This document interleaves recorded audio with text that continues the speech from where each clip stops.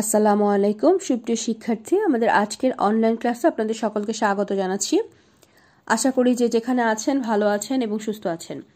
সুপ্রিয় শিক্ষার্থী, আমরা আপনাদের অনলাইন মূল্যায়ন পরীক্ষার জন্য যে সাজেশন দিয়েছি তার মধ্যে সর্বাধিক প্রশ্ন দেওয়া হয়েছে পঞ্চম অধ্যায় থেকে, এবং পঞ্চম অধ্যায় পর্যন্ত আমাদের সার্বিক আলোচনা সম্পূর্ণ হয়েছে।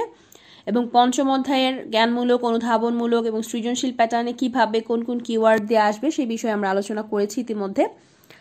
আজকে আমরা পঞ্চম অধ্যায়ের পণ্যের যে প্রকারভেদ রয়েছে সেই পণ্যের প্রকারভেদ বা ভোগ্য পণ্যের প্রকারভেদের আলোকে একটি সৃজনশীল প্রশ্ন আলোচনা করব। চলুন প্রশ্নটি জেনে নেই। মিসেস তাসলিমা জামান বাচ্চাকে নিয়ে বাসায় ফিরছেন। হঠাৎ বাচ্চার চিৎকারে রিকশা থামিয়ে লক্ষ্য করলেন একজন বেলুন বিক্রেতা বিভিন্ন রঙের বেলুন ফুলিয়ে দাঁড়িয়ে আছেন। মিসেস জামান বাধ্য হয়ে বাচ্চাকে দুটি বেলুন কিনে দিলেন। অপরদিকে জনাব রাশেদ জামান নিজের গাড়িতে বাসায় ফিরছিলেন। হঠাৎ গাড়ির চাকা ফেটে যাওয়ায় সমস্যায় পড়ে গেলেন।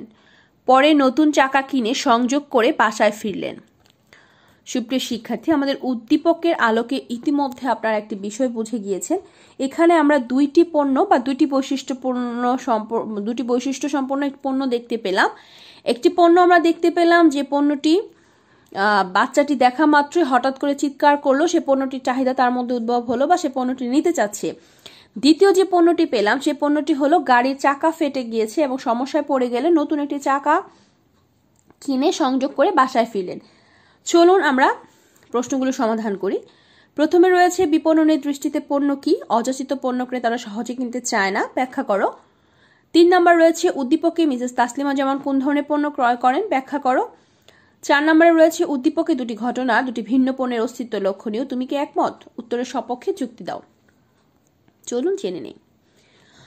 বিপণনের দৃষ্টিতে পণ্য হলো কোনো ক্রেতার বিশেষ সমস্যার সমাধান।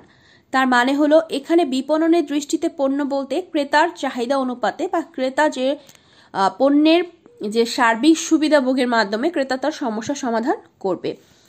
এরপরে আমাদের প্রশ্ন রয়েছে অযাচিত পণ্য ক্রেতারা সহজে কিনতে চায় না। অযাচিত পণ্য হচ্ছে এমন এক ধরনের পণ্য যেগুলো সম্পর্কে ক্রেতারা ধারণা রাখে না বা রাখলেও ক্রয়ের কথা চিন্তা করে না। অযাচিত পণ্য কিনতে ক্রেতারা তেমন কোনো পূর্ব পরিকল্পনা থাকে না, তবে পরিস্থিতিতে এ ধরনের পণ্য কেনার জন্য উদ্বুদ্ধ করে। 2 ধরনের অযাচিত পণ্য আছে, নতুন এবং অনিয়মিত। প্রয়োজনের বিচারে যেহেতু এ ধরনের পণ্যের ক্ষেত্রে পণ্যগুলো তেমন গুরুত্ব বহন করে না, তাই এই পণ্যগুলো সহজে ক্রেতারা কেনে না। যেমন একটি বিশ্বকোষ সাধারণত ক্রেতারা কিনবে না, তবে যদি সে গবেষণার কোনো কাজে লিপ্ত থাকে তবে তাকে এটি কিনতে বলা হবে। তাই বলা হয় অযাচিত পণ্য ক্রেতারা সহজে কিনতে চায় না। এরপর আমরা জেনে নিব উদ্দীপককে মিসেস তাসলিমা জামান কোন ধরনের পণ্য ক্রয় করেন। উদ্দীপকে মিসেস তাসলিমা জামান লোভনীয় পণ্য ক্রয় করেন। লোভনীয় পণ্য হচ্ছে ওই সব পণ্য যেসব পণ্য ক্রয়ের জন্য ভোক্তার বিশেষ কোনো পরিকল্পনা বা অনুসন্ধান থাকে না, দেখা মাত্র ক্রয়ের সিদ্ধান্ত গ্রহণ করে, যেমন চকলেট, আইসক্রিম ইত্যাদি। এসব পণ্য ক্রয়ের জন্য ক্রেতারা তেমন কোনো সময় খরচ করে না বা পূর্ব পরিকল্পনা করে না। অবশ্য মূল্যের বিচারেও এগুলো খুব বেশি দামি হয় না। উদ্দীপকে তাসলিমা জামান বাচ্চাকে নিয়ে বাসায় ফিরছেন। এ সময় দেখলেন একজন বেলুন বিক্রেতা বিভিন্ন রঙের বেলুন নিয়ে দাঁড়িয়ে আছে। বাচ্চা বেলুন দেখে তা ক্রয়ের বায়না ধরল, কারণ বাচ্চারা বেলুন দিয়ে খেলতে পছন্দ করে।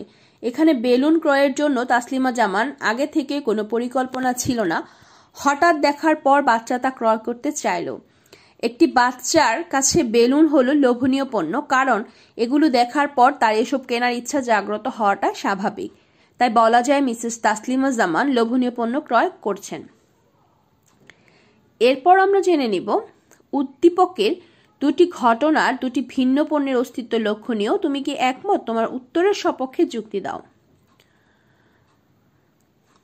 উদ্দীপকে দুটি ঘটনার দুটি ভিন্ন পণ্যের অস্তিত্ব লক্ষণীয়, হ্যাঁ, আমি বক্তব্যের সাথে একমত।